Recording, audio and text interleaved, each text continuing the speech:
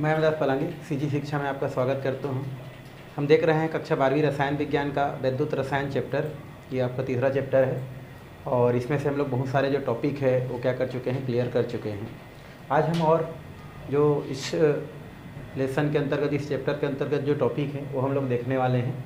इससे पहले वीडियो में हमने विद्युत रासायनिक श्रेणी, विद्युत रासायनिक सेल क्या है, विद्युत अपघटनी सेल क्या है, ये सब चीज़ हम क्या कर चुके हैं, देख चुके हैं। आज हम लोगों को देखना है इलेक्ट्रोड विभव।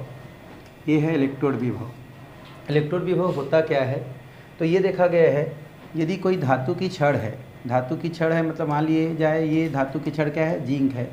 तो इस धातु की छड़ को अगर उसके अपने ही आयन के अगर क्या कर दिया जाता है, विलयन में डुबा दिया जाता है, तो उस स्थिति पर ये जो जिंक होता है, ये जिंक क्या करता है, हमारा इलेक्ट्रॉन त्याग करके विलयन में चले जाने की क्या होता है, प्रवृत्ति होता है। क्या बोल रहा हूँ मैं, यदि कोई क्या है, धातु की छड़ है और उस धातु की छड़ को उसके अगर अपने ही आयन के विलयन में डुबा दिया जाता है, तो इस जिंक धातु की छड़ में इलेक्ट्रॉन त्यागने के पश्चात जिंक आयन के रूप में विलयन में चले जाने की क्या होता है, प्रवृत्ति होता है, जिसके कारण धातु की छड़ और विलयन के बीच एक विभवांतर उत्पन्न हो जाता है। वही क्या कहलाता है, आपका इलेक्ट्रोड विभव कहलाता है, या इसे हम इलेक्ट्रोड विभव कहते हैं। यदि इस प्रक्रिया में, इस प्रक्रम में इलेक्ट्रॉन दिया जाता है, इलेक्ट्रॉन खोया जाता है, इलेक्ट्रॉन निकलता है, तो उस स्थिति में उसे ऑक्सीकरण विभव कहते हैं। और यदि इस प्रक्रिया में इलेक्ट्रॉन ग्रहण किया जाता है तो उस स्थिति में उसे अपचयन विभव के नाम से जानते हैं या कहा जाता है। तो इस तरीक़ा से इसे हम क्या कर सकते हैं, लिख सकते हैं। यदि किसी धातु इलेक्ट्रोड को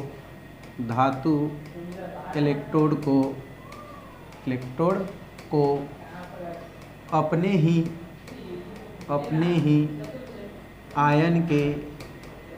आयन के विलयन में, है ना, यदि किसी धातु इलेक्ट्रोड को उनके अपने ही आयन के विलयन में डुबाने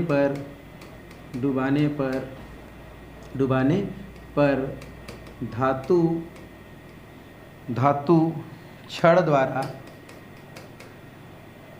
यदि किसी धातु इलेक्ट्रोड को अपने ही आयन के विलयन में डुबाने पर धातु की छड़ द्वारा इलेक्ट्रॉन त्याग कर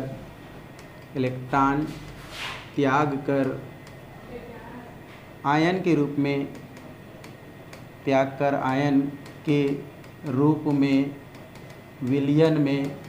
विलयन में चले जाने की प्रवृत्ति होती है।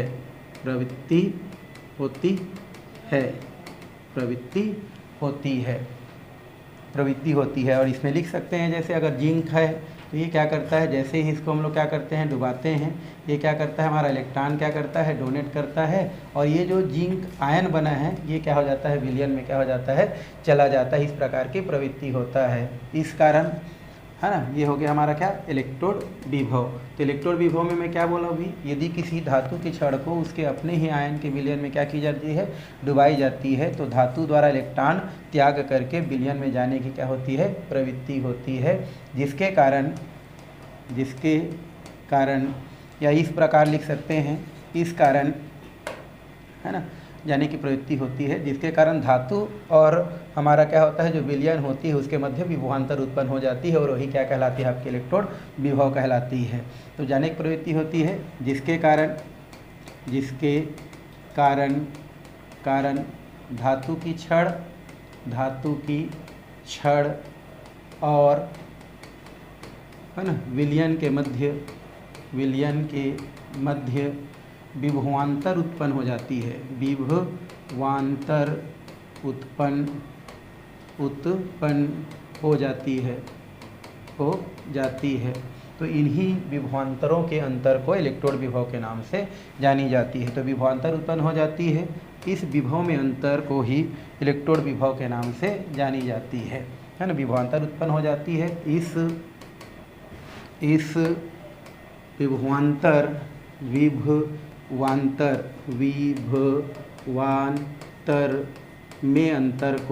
में अंतर को इलेक्ट्रोड विभव कही जाती है, कही जाती है। तो इस तरीक़ा से हम क्या कर सकते हैं, इलेक्ट्रोड विभव को हम क्या कर सकते हैं भाई, बता सकते हैं। तो हमने क्या क्या देखा कि हमने देखा यदि धातु की छड़ को क्या करते हैं, उसके अपने ही विलयन के आयन में या अपने ही आयन के विलयन में क्या कर देते हैं, डुबा देते हैं, तो धातु की जो छड़ होता है उस धातु की छड़ में है ना इलेक्ट्रॉन त्यागने के पश्चात जो है विलयन में जाने की क्या होती है, प्रवृत्ति होती है। इस प्रकार से धातु की जो क्या होती है, छड़ होती है उसमें, और यहाँ पर उसके आयन की जो विलयन होती है उनमें दोनों के बीच क्या हो जाती है, विभवांतर क्या हो जाती है, उत्पन्न हो जाती है। जैसे जिंक और इधर क्या है हमारा जिंक सल्फेट है, तो जैसे ही ये क्या चली जाती है, धातु त्याग इलेक्ट्रॉन त्याग करके विलयन में चली जाती है, तो इस धातु की छड़ में और ये जो विलयन है हमारा उसके अपने ही आयन के, इन दोनों के बीच क्या हो जाती है, विभवांतर उत्पन्न हो जाती है। वही क्या कहलाती है, आपकी इलेक्ट्रोड विभव के नाम से जानी जाती है। यदि इस प्रक्रिया में, यदि इस प्रक्रम में या इस प्रक्रिया में, यदि इस प्रक्रिया में या प्रक्रम में इलेक्ट्रॉन मुक्त होती है तो वह ऑक्सीकरण विभव के कही जाती है। ऑक्सीकरण विभव के नाम से जानी जाती है, के नाम से जानी जाती है। और यदि इलेक्ट्रॉन है ना ग्रहण की जाती है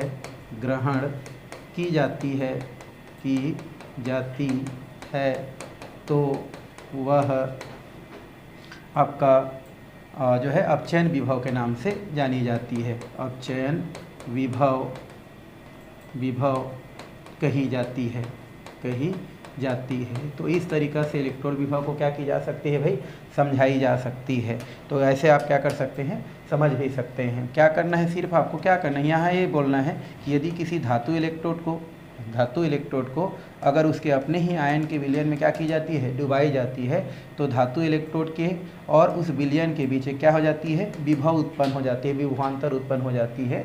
वही उसकी क्या कहलाती है, इलेक्ट्रोड विभव कहलाती है। यदि इस प्रक्रिया में इलेक्ट्रॉन त्यागी जाती है तो ऑक्सीकरण विभव, और अगर इलेक्ट्रॉन ग्रहण की जाती है तो उसे अपचयन विभव के नाम से जानी जाती है या अपचयन विभव कही जाती है। तो इस तरीक़ा से इसको क्या की जा सकती है भाई, समझी जा सकती है, बताई जा सकती है। अब हम थोड़ा सा इसमें किस प्रकार से होता है उसको भी इसी या इलेक्ट्रोड विभव का एक उदाहरण से क्या की जा सकती है, समझी जा सकती है।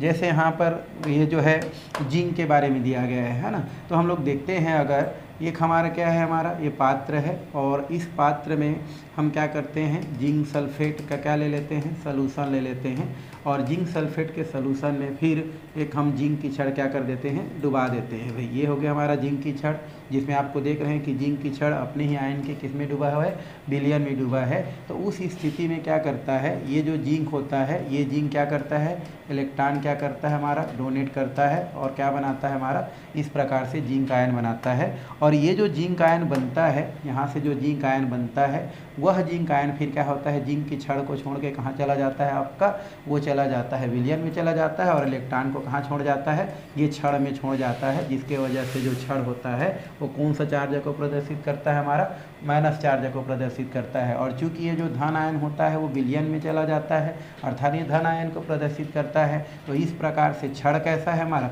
ऋणात्मक है, और विलयन कैसा है, धनात्मक है। तो इन दोनों के बीच जो विभव उत्पन्न होता है, विभवांतर उत्पन्न होता है, वो इलेक्ट्रोड विभव कहलाती है। चूँकि इसमें क्या की जा रही है, इलेक्ट्रॉन डोनेट की जा रही है, तो इसलिए इस प्रक्रम को ऑक्सीकरण विभव के नाम से जानी जाती है। तो ये हो गया हमारा जिंक का। तो यहाँ पर कौन सा प्रक्रिया हो रहा है भाई, इलेक्ट्रॉन डोनेट कर रहा है, इसलिए यहाँ पर जो विभव होगा उसको कौन से विभव के नाम से, ऑक्सीकरण विभव के नाम से जानी जाती है। यदि हम इसी प्रकार के प्रक्रम जो है कॉपर में देखते हैं, है ना, यहाँ पर ले लेते हैं, ये होती है हमारी एक कॉपर की क्या होती है, छड़ होती है, और ये जो कॉपर की छड़ होती है वो कॉपर की छड़ कॉपर सल्फेट के विलयन में जब क्या होती है, डूबी होती है। तो यहाँ पर ये क्या होती है, कॉपर की छड़ है, और कॉपर की छड़ किस में डूबी है भाई, कॉपर सल्फेट के विलयन में डूबी है। तो उस स्थिति में फिर बोल रहा है कि कॉपर की छड़ अपने ही आयन की जब विलयन में डूबी होती है, तो उस स्थिति में क्या होती है, ये जो हमारा कॉपर सल्फेट होती है ये टूट करके क्या बनाती है, कॉपर 2+ चार्ज, और सल्फेट -2 चार्ज का क्या करती है, निर्माण करती है। और ये जो कॉपर है, ये जो कॉपर जो धन आयन है, ये धन आयन कहाँ रहती है, पानी में रहती है भाई, है ना। तब तो है, देखो ये टूट रहा है तो ये हमारा किस में होता है, पानी में रहता है, कॉपर +2, और ये इसमें क्या रहता है, SO4 -2। तो ये जो कॉपर +2 होता है ये हमारा पानी से अर्थात एक्वा सोल्यूशन से किस में चली जाती है, हमारी वो छड़ में चली जाती है, जिसके वजह से जो छड़ होती है वो कैसी हो जाती है, आपकी धनात्मक हो जाती है। छड़ कैसी हो जाती है, आपकी धनात्मक हो जाती है। क्यों, क्योंकि उसमें कॉपर +2 चली जाती है, और उस स्थिति में विलयन कैसी हो जाती है, ऋणात्मक हो जाती है। और फिर छड़ और वो जो उसके अपने आयन की विलयन होती है उनके मध्य क्या हो जाती है, विभवांतर उत्पन्न हो जाती है, और वही आपकी इलेक्ट्रोड विभव के नाम से जानी जाती है। क्योंकि यहाँ पर क्या होती है, इलेक्ट्रॉन ग्रहण की जाती है, इस स्थिति में ये जो है अपचयन विभव के नाम से क्या की जाती है, जानी जाती है। तो इस तरीक़ा से इलेक्ट्रोड विभव को और ऑक्सीकरण विभव को या अपचयन विभव को क्या की जा सकती है, समझाई जा सकती है। यदि क्वेश्चन आती है इससे रिलेटेड तो आप एक जो है आपके द्वारा इस प्रकार से जो है देख करके या समझ करके उसको लिख करके आसानी से उसके बारे में बताई जा सकती है। बोलना क्या है भाई, आपको ये बोलना है कि कोई धातु की छड़ है और उस धातु की छड़ को अगर अपने ही जो आयन है उसके विलयन में जब डुबा देते हैं तो धातु की छड़ और वो जो विलयन होता है उसके मध्य क्या हो जाती है, एक विभवांतर उत्पन्न हो जाती है, और वही विभवांतर ही क्या कहलाती है, आपकी जो है एक इलेक्ट्रोड विभव के नाम से जानी जाती है। तो ये हो गया हमारा इलेक्ट्रोड विभव। अब आगे हम चलते हैं नेक्स्ट टॉपिक की ओर भाई। आगे है हमारा ये है विद्युत वाहक बल, और ये होता है सेल विभव। मतलब विद्युत वाहक बल को ही हम क्या बोलते हैं, सेल विभव बोलते हैं, या इसी को हम लोग EMF के नाम से भी जानते हैं। फिलहाल हम समझते हैं यहाँ पर कि विद्युत वाहक बल क्या होता है या सेल विभव होता क्या है। इससे पहले आपने जो है एक जो है टॉपिक पढ़ा था विद्युत रासायनिक सेल। कौन सा सेल भाई, हमारा विद्युत रासायनिक सेल। ये हम लोग अब जो है इससे पहले वाले वीडियो में हम लोग क्या किए थे, पढ़ाई किए थे, किसके बारे में, विद्युत रासायनिक सेल। विद्युत रासायनिक सेल में आपने देखा था इस सेल को बनाने के लिए हमने दो अलग अलग क्या लिए थे, इस प्रकार से पात्र लिए थे, जिसमें एक पात्र में जिंक की छड़ को हम जिंक सल्फेट के विलयन में डुबा के रखे थे, और दूसरा जो पात्र था उसमें कॉपर की जो छड़ था, है ना, ये कॉपर की जो छड़ था उसको हम लोग जो है कॉपर सल्फेट के विलयन में डुबा के रखे थे। ये कॉपर की छड़ था जो कि कॉपर सल्फेट के विलयन में क्या हुआ था, डूबा हुआ था, और जिंक था वो जिंक सल्फेट के विलयन में डूबा हुआ था। ये दोनों ही क्या होता है, हमारा जो अलग अलग पात्र में जो इलेक्ट्रोड है ये दोनों जो है एक अर्ध सेल के भांति व्यवहार करते हैं। मतलब विद्युत रासायनिक सेल में दो अलग अलग जो इलेक्ट्रोड होता है, ये दोनों अलग अलग इलेक्ट्रोड एक अर्ध सेल को क्या करता है, प्रदर्शित करता है। ये भी एक अर्ध सेल को प्रदर्शित करता है, ये भी क्या करता है, एक अर्ध सेल को क्या करता है, प्रदर्शित करता है। तो हम जानते हैं कि जो विद्युत रासायनिक सेल होता है उसमें क्या होता है, हमारा इस प्रकार से दो अर्ध सेल होता है, दो इलेक्ट्रोड होता है, जिनमें से एक इलेक्ट्रोड का अगर हम विभव की बात करें तो एक इलेक्ट्रोड का विभव कम होता है और एक इलेक्ट्रोड का विभव क्या होता है, ज़्यादा होता है। मान लेते हैं जिंक वाला का जो इलेक्ट्रोड विभव है ये निम्न इलेक्ट्रोड विभव को क्या करता है, प्रदर्शित करता है, निम्न इलेक्ट्रोड विभव को प्रदर्शित करता है। ये इसका क्या होता है, निम्न इलेक्ट्रोड विभव, और इसका हम लोग कर लेते हैं ये उच्च इलेक्ट्रोड विभव को क्या करता है, प्रदर्शित करता है, इलेक्ट्रोड विभव, है ना। क्योंकि यहाँ पर तो विभव उत्पन्न होगा ना भाई, अलग अलग डूबा हुआ है। तो विद्युत रासायनिक श्रेणी में दो क्या होता है, अर्ध सेल होता है, और उस अर्ध सेलों में जो इलेक्ट्रोड विभव की बात करें तो क्या होता है, हमारा एक का निम्न इलेक्ट्रोड विभव होता है और एक का क्या होता है, उच्च इलेक्ट्रोड विभव होता है। और इसमें ये देखा जाता है कि निम्न इलेक्ट्रोड विभव से, किधर से, हमारा निम्न इलेक्ट्रोड विभव से उच्च इलेक्ट्रोड विभव की ओर क्या करता है, इलेक्ट्रॉन क्या करता है, हमारा गति करता है। कहाँ से, निम्न इलेक्ट्रोड विभव से, किधर की ओर, उच्च इलेक्ट्रोड विभव की ओर इलेक्ट्रॉन क्या करता है, गति करता है। और साथ ही साथ आपको ये पता है कि इसमें एक लवण सेतु भी क्या होता है, डूबा रहता है, वो हम लोग जानते हैं। तो यहाँ पर ये देखा गया है कि निम्न इलेक्ट्रोड विभव से उच्च इलेक्ट्रोड विभव की ओर इलेक्ट्रॉन क्या करता है, आपका गमन करता है। क्योंकि आप जानते हो यहाँ पर इलेक्ट्रॉन होता है और इस स्थिति में इसका इलेक्ट्रोड विभव कम होता है, और वो कॉपर का इलेक्ट्रोड विभव जिसका ज़्यादा होता है उधर क्या करता है, गमन करता है। तो इस तरीक़ा से क्या किया जा सकता है, बताया जा सकता है कि विद्युत रासायनिक सेल में दो इलेक्ट्रोड विभवों का जो अंतर होता है वही अंतर आपका क्या कहलाता है, विद्युत वाहक बल के नाम से क्या किया जाता है, जाना जाता है। तो इस प्रकार से हम क्या कर सकते हैं, विद्युत वाहक बल को क्या कर सकते हैं, हम लोग परिभाषित कर सकते हैं। कैसे परिभाषित करेंगे, तो लिख सकते हैं विद्युत रासायनिक सेलों में, है ना, विद्युत रासायनिक सेलों में दो इलेक्ट्रोड विभवों दो इलेक्ट्रोड के विभवों में अंतर, विद्युत रासायनिक सेल में है ना, दो इलेक्ट्रोड के विभव में अंतर को, के विभव में अंतर को क्या कहते हैं? विद्युत वाहक बल कहते हैं। विद्युत वाहक बल कहते हैं, विद्युत वाहक बल कहते हैं। परिभाषा एकदम छोटा है भाई, क्या बोल रहा है? विद्युत रासायनिक सेल में दोनों इलेक्ट्रोडों के, है ना, दोनों इलेक्ट्रोडों के, पहला और दूसरा, तो दोनों इलेक्ट्रोडों के विभव में जो अंतर होता है, यहाँ पर दोनों कर देते हैं, दोनों इलेक्ट्रोडों के विभव में जो क्या होता है? अंतर होता है, वही अंतर आपका क्या कहलाता है?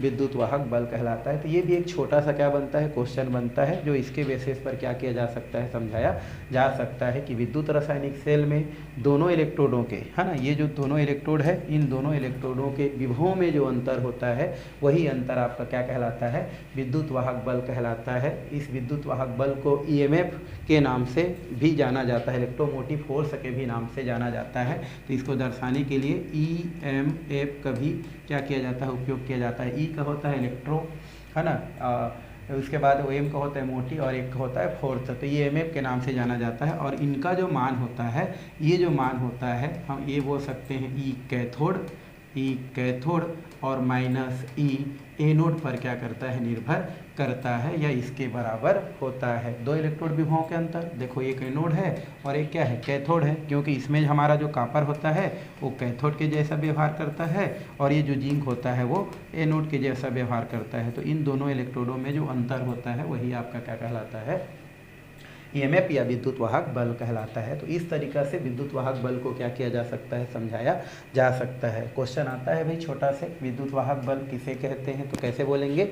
विद्युत रासायनिक श्रेणी में दोनों इलेक्ट्रोडों के या दोनों इलेक्ट्रोड विभवों के, दो इलेक्ट्रोड रहता है तो दोनों इलेक्ट्रोड विभवों के में या दोनों इलेक्ट्रोडों के जो विभव में क्या होता है? अंतर होता है, वही विद्युत वाहक बल कहलाता है। और विद्युत वाहक बल बराबर ई कैथोड माइनस ई एनोड लिखा जाता है। या इसी को और अगर आप लिखना चाहेंगे तो लेफ्ट राइट इस प्रकार से भी क्या किया जा सकता है? लिखा जा सकता है। जी, ये वाला क्या होता है? राइट होता है, ये वाला क्या होता है? लेफ्ट होता है। तो आप चाहेंगे तो इसको ई यहाँ पर क्या कर सकते हैं? राइट, जो कि हमारा कैथोड को शो करता है, और माइनस ई यहाँ पर लेफ्ट अगर कर देते हैं तो ये एनोड को क्या करता है? शो करता है। और इस प्रकार से ईएमएफ का मान क्या हो जाता है? प्राप्त हो जाता है। तो ये हो गया विद्युत वाहक बल। रियल में विद्युत वाहक बल किसी बैटरी का वोल्ट को शो करता है भाई, किसको?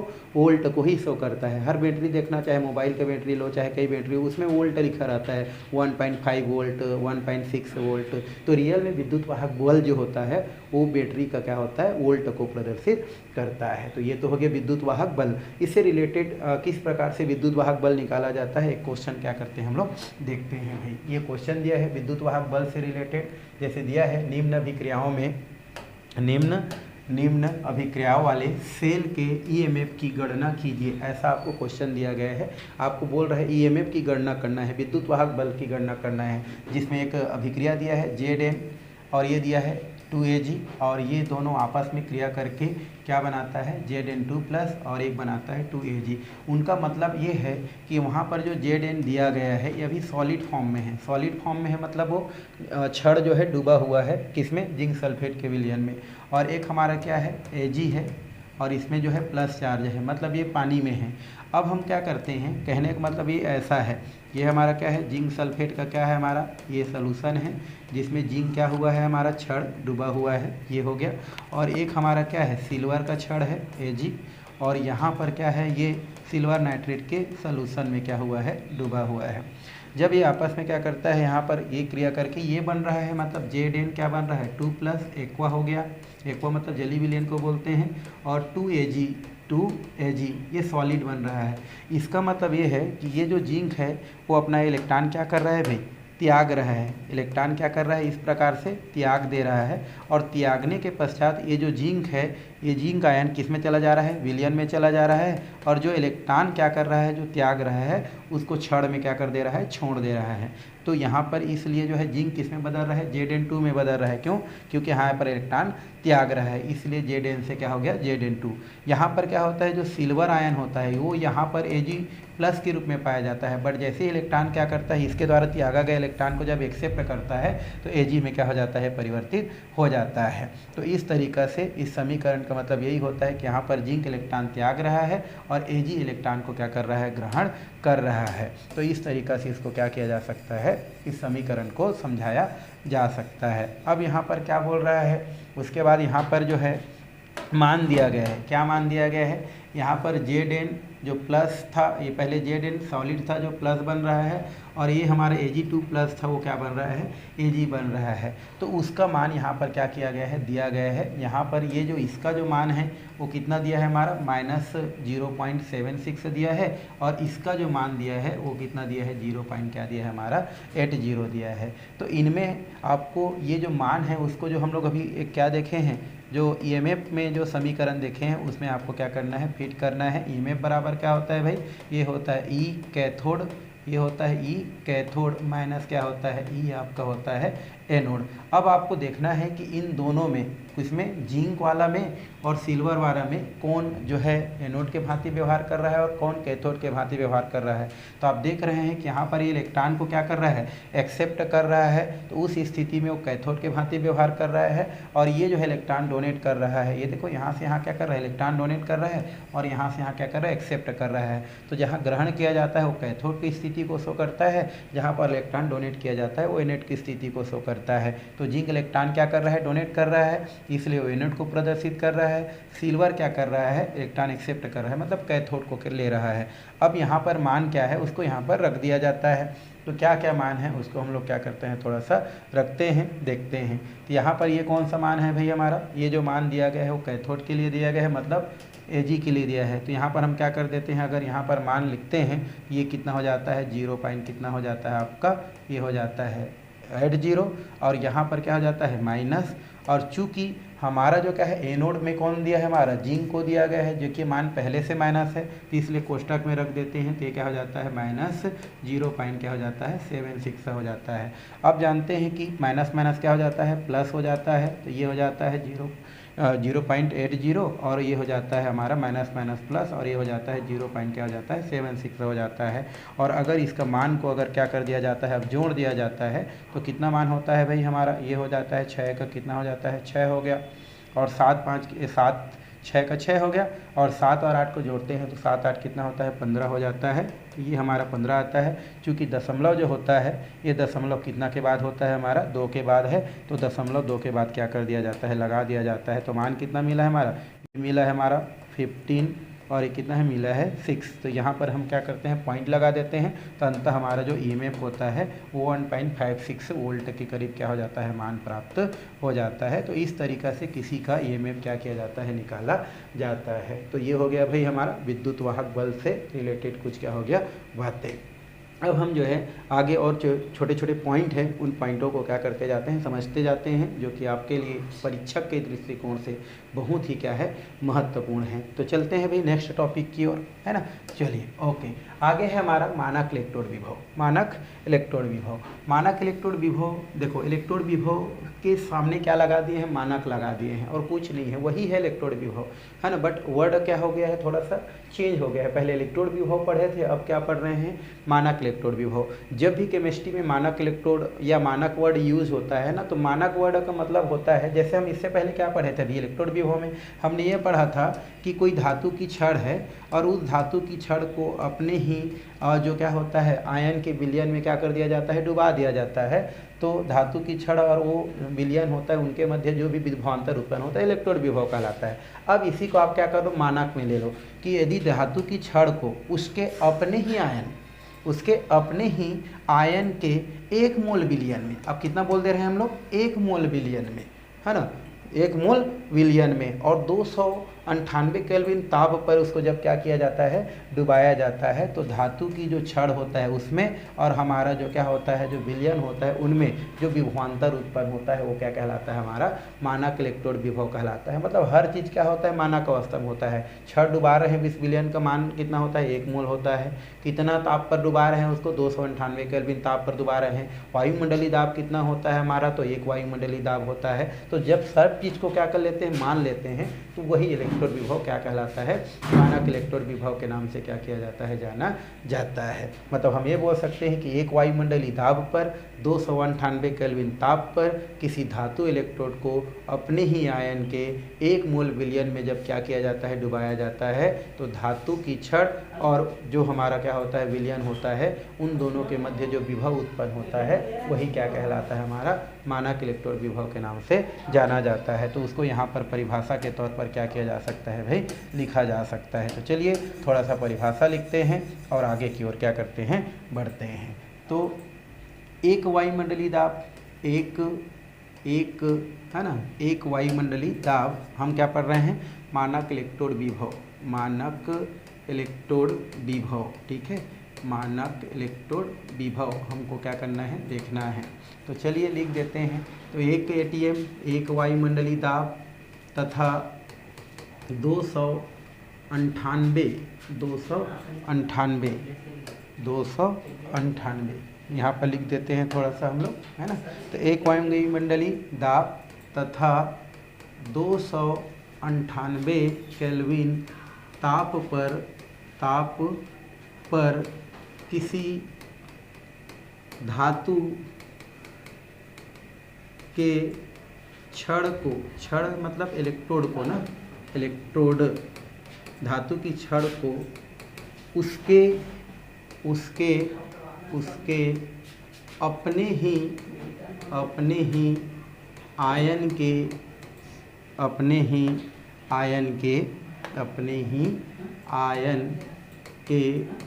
1 मोल, कितना मोल, 1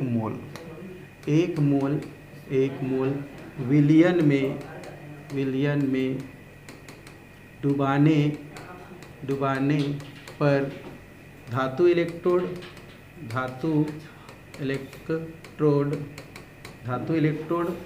और विलयन के मध्य उत्पन्न विभवांतर को मानक इलेक्ट्रोड विभव कहते हैं, मानक इलेक्ट्रोड विभव कहते हैं।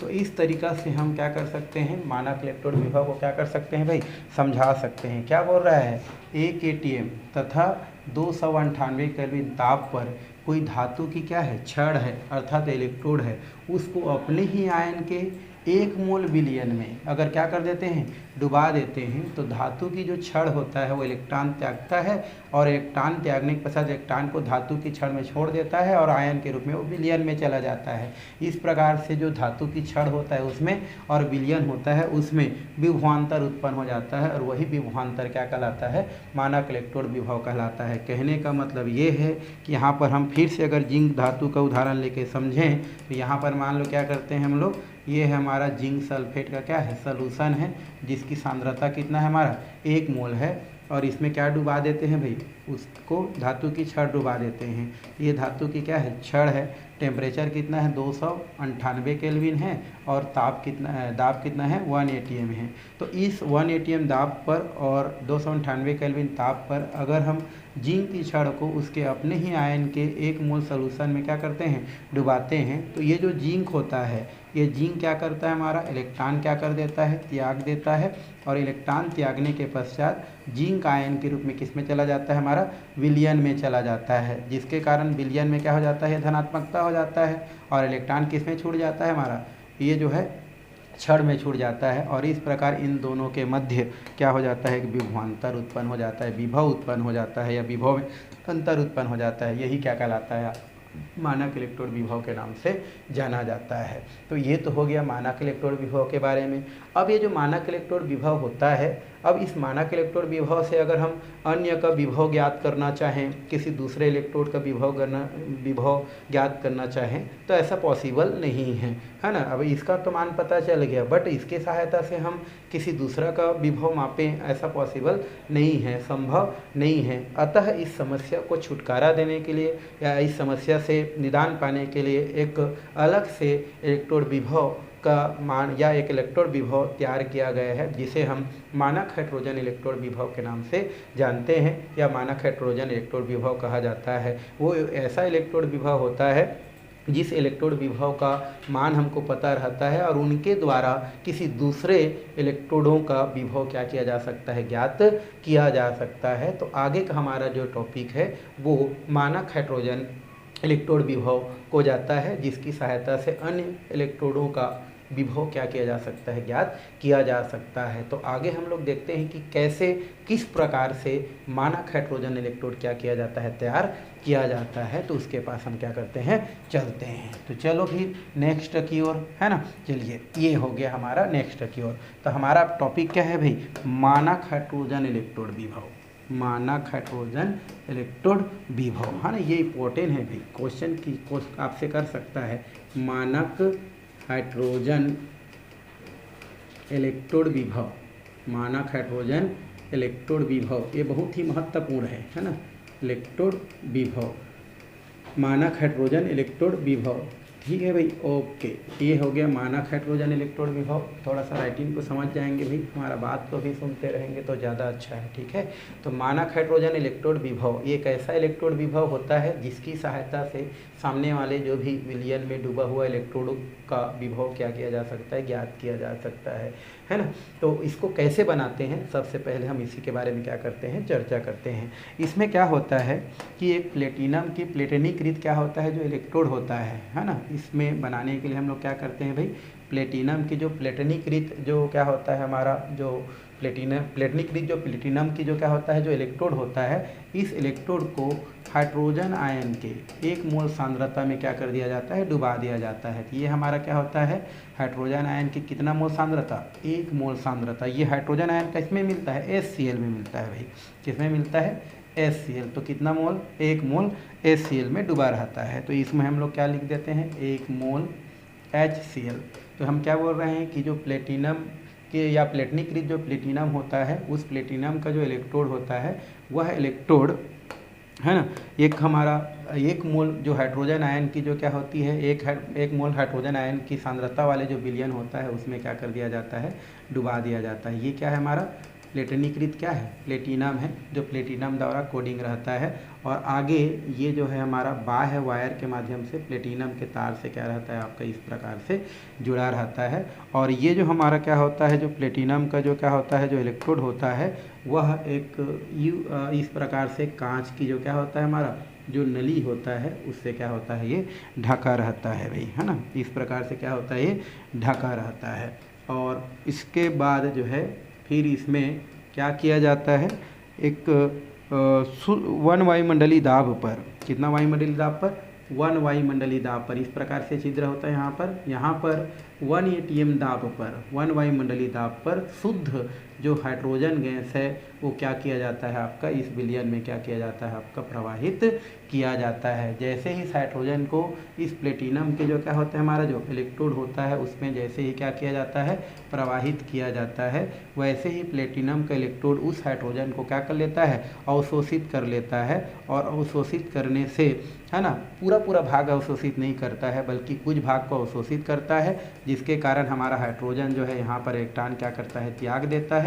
और त्यागने के पश्चात क्या बनाता है, H+ आयन बनाता है। मतलब ये जो हाइड्रोजन आ रहा है, इस हाइड्रोजन को जैसे हम इसमें प्रवाहित करते हैं, प्लेटिनम के जो छड़ होता है, प्लेटिनम के इलेक्ट्रोड होता है, उस हाइड्रोजन को क्या करता है भाई, अवशोषित करता है। लेकिन पूरी तरीक़ा से अवशोषित नहीं करता है, कुछ भाग को अवशोषित करता है। और अवशोषित करने के पश्चात कुछ भाग जो बच जाता है वो विलयन में क्या हो जाता है, चला जाता है। और इस प्रकार से हमारा क्या हो जाता है, दोनों के मध्य, किनके मध्य, जो हाइड्रोजन आ रहा है उसका और यहाँ पर जो विलयन है उसके मध्य क्या हो जाता है, साम्यावस्था स्थापित हो जाता है। और हमारा लगभग वहाँ पर जो इलेक्ट्रोड उत्पन्न होता है वो 0.00 वोल्ट क्या होता है आपका उत्पन्न होता है। तो सबसे पहले जब अवशोषित करता है तो इस प्रकार की प्रक्रिया आपको क्या होता है, देखने को मिलता है। तो इसमें से कुछ भाग क्या हो गया, अवशोषित हो गया। और जब हम क्या करते हैं, कुछ भाग विलयन में चला जाता है, आधा अवशोषित के आधा किस में चला गया, विलयन में। और विलयन में क्या रहता है, HCl रहता है, इसमें ये प्लस रहता है और ये क्या होता है, माइनस रहता है। तो जितना इलेक्ट्रॉन क्या रहता है, त्यागे रहते हैं, उतना इलेक्ट्रॉन विलयन द्वारा ग्रहण कर लिया जाता है और इस प्रकार से H2 में फिर से क्या हो जाता है, परिवर्तन हो जाता है। और इस कारण से H2 और रिवर्सिबल 2H प्लस और 2 इलेक्ट्रॉन, इन दोनों के मध्य क्या हो जाता है, हमारा साम्यावस्था स्थापित हो जाता है। और इस स्थिति पर इस इलेक्ट्रोड का जो विभव होता है वो विभव क्या होता है हमारा, वो 0.000 भी वोल्ट को क्या करता है, प्रदर्शित करता है, जहाँ पर प्लस माइनस दोनों रहता है। मतलब यहाँ पर ऑक्सीकरण की प्रक्रिया भी होता है और अपचयन की भी प्रक्रिया होता है। जैसे यहाँ पर देखें तो यहाँ पर क्या हो रहा है, हमारा ऑक्सीकरण की प्रक्रिया देखने को मिल रहा है। और यहाँ पर हम बात करें तो किसका देखने को मिल रहा है भाई, अपचयन प्रक्रिया आपको देखने को मिल रहा है। तो इस तरीक़ा से इसको क्या किया जा सकता है, समझाया जा सकता है। ये जो क्वेश्चन है आता है कि मानक हाइड्रोजन इलेक्ट्रोड किस प्रकार से तैयार किया जाता है, तो आपको कैसे बोलना है कि इसमें क्या होता है, प्लेटिनिक रिच क्या होता है, प्लेटिनम का एक क्या होता है हमारा इलेक्ट्रोड होता है जो 1 मोल हाइड्रोजन सांद्रता वाले जो हाइड्रोक्लोरिक अम्ल के विलयन में क्या होता है, डूबा रहता है। इसमें एक वायुमंडलीय दाब पर शुद्ध है ना और शुष्क हाइड्रोजन गैस क्या किया जाता है, प्रवाहित किया जाता है। जैसी हाइड्रोजन गैस प्रवाहित किया जाता है, हाइड्रोजन के कुछ भाग प्लेटिनम के जो वायर होता है, प्लेटिनम का जो इलेक्ट्रोड होता है, उनके द्वारा क्या कर लिया जाता है, अवशोषित कर लिया जाता है, जिसके कारण जो है क्या हो जाता है, हमारा हाइड्रोजन क्या हो जाता है, इस प्रकार से प्रक्रिया को शो करता है। और जो भाग अवशोषित नहीं होता वो किस में चला जाता है, विलयन में चला जाता है। विलयन में पहले से क्या रहता है, H प्लस रहता है, उनके द्वारा क्या कर लिया जाता है, ग्रहण कर लिया जाता है। और इस प्रकार से इसमें 2 प्रकार की प्रक्रिया आपको देखने को मिलता है, एक ऑक्सीकरण और एक अपचयन। और फिर एक स्थिति में दोनों के मध्य क्या हो जाता है, साम्यावस्था स्थापित हो जाता है। और उस स्थिति पर इसका जो भी वोल्ट होता है वह वोल्ट कितना से दर्शाया जाता है, 0.00 भी वोल्ट से दर्शाया जाता है। क्योंकि इसमें ऑक्सीकरण और अपचयन दोनों होता है, इसलिए उसको ऊपर में प्लस माइनस से क्या किया जाता है, दर्शाया जाता है। और उसके पश्चात इस प्रकार से समीकरण को क्या किया जा सकता है, लिखा जा सकता है। तो ये बहुत ही महत्वपूर्ण क्या होता है, क्वेश्चन के अंतर्गत आता है। और अगर क्वेश्चन आता है तो आपको चित्र बनाने की ज़रूरत पड़ता है ना। उसके अलावा आपको जो थ्योरी बताया गया है उसको भी लिखने की क्या होता है, हमारे यहाँ पर ज़रूरत पड़ता है। तो थ्योरी कैसे लिखेंगे भाई, तो आपको मैं बताया कि जो क्या होता है, प्लेटिनिक रिच जो प्लेटिनम होता है, यह प्लेटिनम 1 मोल हाइड्रोजन आयन की सांद्रता वाले विलयन में क्या होता है, डूबा रहता है। फिर उस प्लेटिनम के वायर में एक वायुमंडलीय दाब पर शुद्ध और शुष्क हाइड्रोजन गैस क्या किया जाता है, प्रवाहित किया जाता है। जैसे ही हाइड्रोजन गैस प्रवाहित किया जाता है, प्लेटिनम का जो वायर रहता है या प्लेटिनम का जो इलेक्ट्रोड होता है वह उस हाइड्रोजन को क्या करता है, अवशोषित करता है। जितना भाग को अवशोषित करता है वो प्लेटिनम में अवशोषित हो जाता है, और जिसको अवशोषित नहीं करता वो किस में चला जाता है, विलयन में चला जाता है। जैसे ही विलयन में जाता है, यहाँ पर 2 प्रक्रिया आपको देखने को मिलता है, एक ऑक्सीकरण जो इस प्रकार से शो होता है, जिसमें हाइड्रोजन का जैसे अवशोषण होता है वो क्या होता है, वहाँ पर उसका ऑक्सीकरण को प्रदर्शित करता है। और कुछ भाग जो हमारा विलयन होता है उसमें हाइड्रोजन के द्वारा एक्सेप्ट कर लिया जाता है। तो ये वाला प्रक्रिया जो नीचे वाला दिख रहा है, अपचयन प्रक्रिया देखने को मिलता है। और इस प्रकार से विलयन और वो जो धातु का जो क्या है, हमारा क्षण है, उनके मध्य क्या हो जाता है, इस प्रकार से साम्यावस्था स्थापित हो जाता है। और वहाँ पर जो भी विभव होता है वो विभव क्या होता है, हमारा 0.00 भी वोल्ट को प्रदर्शित करता है, जो कि न तो ऑक्सीडेशन को प्रदर्शित करता है, न अपचयन को प्रदर्शित करता है। मतलब दोनों प्रकार की प्रक्रिया इसमें देखने को मिलता है। और इसकी सहायता से मानक हाइड्रोजन इलेक्ट्रोड विभव की सहायता से अगले जो इलेक्ट्रोड विभव है जिसका हमको या इलेक्ट्रोड है जिसका हमको विभव पता नहीं है, उसको इसके माध्यम से क्या किया जा सकता है, ज्ञात किया जा सकता है। कहने का मतलब ये है कि मान लो यहाँ पर क्या है, हमारा एक जिंक सल्फेट का क्या है, सलूशन है। और इस जिंक सल्फेट के सलूशन में जिंक की छड़ क्या हुआ है, डूबा हुआ है, बट इसका हमको विभव पता नहीं है। तो उस स्थिति में ये जो हमारा प्लेटिनम का जो वायर होता है उसको किससे जोड़ दिया जाता है, परिपथ से, जिंक की छड़ से जोड़ दिया जाता है। और उसके बाद इनमें जो भी प्रक्रिया आपको देखने को मिलता है। और यहाँ पर एक क्या लगा दिया जाता है, गैल्वेनोमीटर लगा दिया जाता है। और प्रक्रिया को जब देखा जाता है तो कुछ न कुछ क्या होता है, यहाँ पर गैल्वेनोमीटर से ईएमएफ प्राप्त होता है। और वो जो ईएमएफ होता है वो सामने वाले इलेक्ट्रोड का ही होता है। क्यों? क्योंकि इसका इलेक्ट्रोड विभव क्या होता है, हमारा 0.00 भी वोल्ट होता है, तो 0 है। तो जो भी वहाँ पर आपको भी वोल्ट, यहाँ पर जो भी हमारा गैल्वेनोमीटर लगा है या जो भी वहाँ पर मीटर लगा है, वहाँ पर जो भी ईएमएफ दिखाई देता है वो क्या होता है, सामने वाला का होता है। अर्थात सामने वाला का क्या किया जा सकता है, इलेक्ट्रोड विभव ज्ञात किया जा सकता है, इलेक्ट्रोड ज्ञात किया जा सकता है। उस स्थिति में हमारा हाइड्रोजन इलेक्ट्रोड ऑक्सीडेशन के भांति व्यवहार कर सकता है, मतलब ऑक्सीकरण के भी भांति व्यवहार कर सकता है और अपचयन के भांति भी व्यवहार कर सकता है। तो इस तरीके से मानक हाइड्रोजन इलेक्ट्रोड विभव को क्या किया जा सकता है, समझाया जा सकता है। ठीक है भाई, और ये बहुत महत्वपूर्ण है।